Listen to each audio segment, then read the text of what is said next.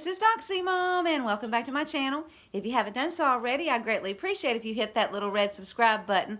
You can ring the bell for notifications, and if you like this video, just give it a thumbs up. Well, Miss Indy and I, we're here to bring you the news in 15 minutes or less, so let's get started. Now, Sarah Sanders, she was on Fox talking about how President Trump and his team and the governors are under a tremendous amount of pressure, not just to reopen the country, but also to protect American lives. And it's a tough balancing act between protecting lives and protecting livelihoods. And President Trump, well, he's working with the governors because what works in Arkansas may not work in New York City. And Sarah, she is absolutely right about that.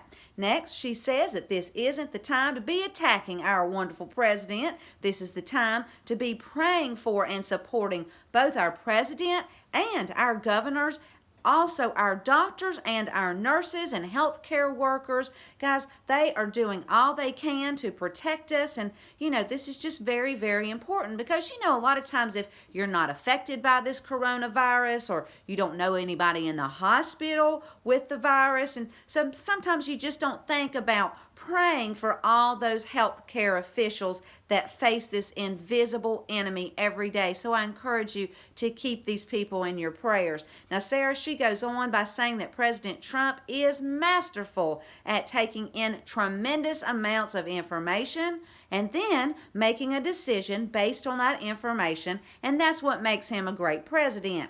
Sarah ends the interview commenting on the evil mainstream media reporters that Trump faces every day, and she said you'll never make this group of people happy, even though President Trump is bringing in the experts and allows the reporters to ask them questions, and she thinks it's good for the American people to have that kind of transparency, and I just pray that the American people see how disrespectful and ugly these reporters are, that the people are waking up to the fact that the media lies, and maybe Dr. Fauci and Dr. Birx aren't the best experts up there. And I'll leave a link. Now, Fox is also reporting that Cook County Jail in Chicago has released over 1,300 detainees to prevent the spread of the coronavirus.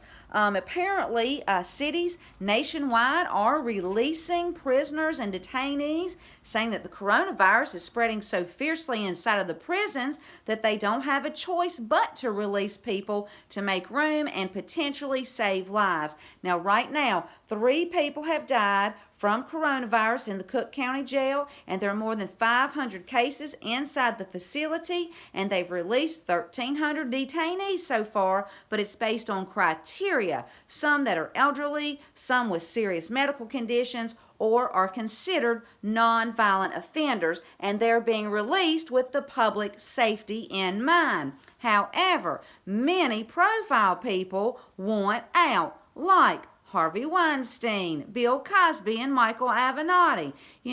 Just because you're a high-profile person shouldn't mean that you just automatically get a get-out-of-jail-free card. But guys, this is a major problem in prisons. We need to be praying for all the inmates and all those working inside the prisons. And I'll leave a link, and here's your daily reminder to pray for our president, his family, 17 in the team, our military, their families, and all those fighting for our country and our world. Now, 17, he was posting like crazy yesterday. He was posting while I was recording my video, and in post 3969, it's entitled, "We are far beyond the need for proofs. Remember, Q operation and Durham started the same day." Now, that they both started, that date would be October the 28th, 2017. So Durham's been working on this a long time, y'all. Now, 17, he posted a Gateway Pundit article entitled, "Huge via John Solomon. Durham has subpoenaed and called in witnesses before a D.C. grand jury." Now, the article, which I'll link, said that John Solomon told Hannity he believes that Durham's charges will start with Kevin Kleinsmith. Remember, the lawyer who fraudulently changed documents to deceive the FISA court. Now, Solomon said he doesn't believe Comey, McCabe, Rosenstein, Yates, and others will be prosecuted for signing the FISA applications. However, they still may not be in the clear. Now, Durham is focusing on false testimonies based on the grand jury subpoenas. Comey, McCabe, and Brennan all lied to Congress, and the article ends by asking the question, will Comey, McCabe, and Brennan get indicted for lying to Congress? Well, to me, they need to be indicted for treason. They spied on, then they tried to take down our duly elected president. They need to go straight to Gitmo, do not pass go, to not collect $200. Moving on, True Pundit, they put out an article entitled Exclusive, Robert F. Kennedy Jr. drops bombshell on Dr. Fauci for medical cover-ups and fraud. Fauci poisoned an entire generation of Americans. Now, guys, I'm going to read this article to you. I just didn't have time to read and summarize it, so let me just read it to you. Robert F. Kennedy Jr. revealed disturbing information about Dr. Anthony Fauci's medical career in the government, calling out the celebrated physician for a history of disturbing practices ranging from costly cover-ups to outright fraud. Kennedy repeatedly slammed Fauci on the Thomas Paine podcast on Wednesday, revealing disturbing information about Fauci's problematic career steering key medical policy for the United States.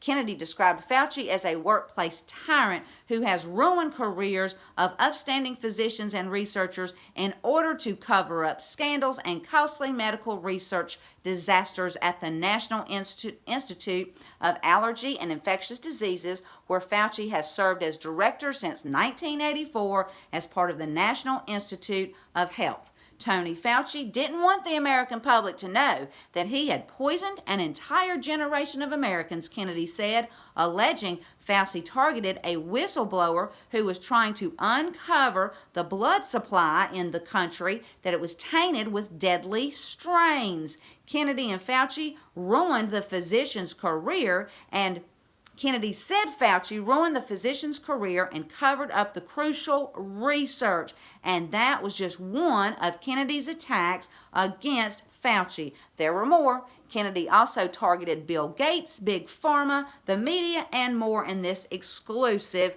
interview. Now, guys, I did not have time to listen to the 2.5-hour podcast, but I tweeted it out. I'm going to link this in the pinned comments below. And remember, Thomas Paine has never been wrong. And according to this article, it sounds to me like Dr. Fauci needs to be in prison. Now, Bridget Gabriel tweeted this out. Disgraceful, Governor Gavin Newsom is giving away $125 million in funds to illegal immigrants in California. This is an outrage. They broke the law and get rewarded? American citizens are suffering, and Governor Newsom is too busy trying to help people who shouldn't be here in tweet. Not to mention all the homeless people that are in California. This is just terrible. Plus, isn't California broke? Anyway, where is this coming from? All this money. I don't know. Anyway, moving on. Several episodes back, I reported on the lawmaker from Michigan that got the coronavirus the same day that her governor, Gretchen Whitmer, told doctors and pharmacists they couldn't prescribe hydroxychloroquine. And the lawmaker, well, she got it anyway, and she was well. She started feeling better within a couple of hours and was well within about a week. Well, the Washington Examiner, they are reporting that a group of sheriffs announced they will not enforce some of Governor Whitmer's executive orders. These officers said they placed their oath to the Constitution above Whitmer's wishes. Well, good for them, because people are being told what they can and can't buy, y'all, at stores. This is awful. Apparently, you can buy a bottle of liquor, but you can't buy a gallon of paint. You can buy a lotto ticket, but you can't buy seeds and gardening supplies and plant you a little garden, plant you some food. This is not only crazy, but totally unconstitutional. Now, the sheriffs, they just want to focus on reopening counties and getting people back to work as safely as possible. And I just pray that the people of Michigan will vote this deep state governor out, because they have truly seen the power go to her head. And I will leave a link.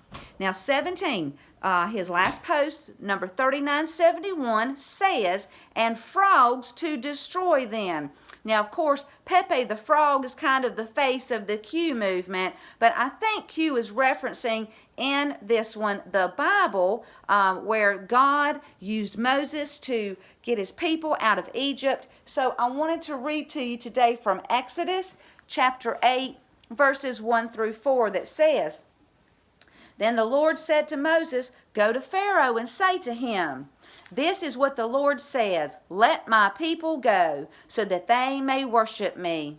If you refuse to let them go, I will send a plague of frogs on your whole country. The Nile will teem with frogs. They will come up into your palace and your bedroom, and onto your bed, into the houses of your officials, and on your people, and into your ovens and kneading troughs. The frogs will come up on you and your people and all your officials.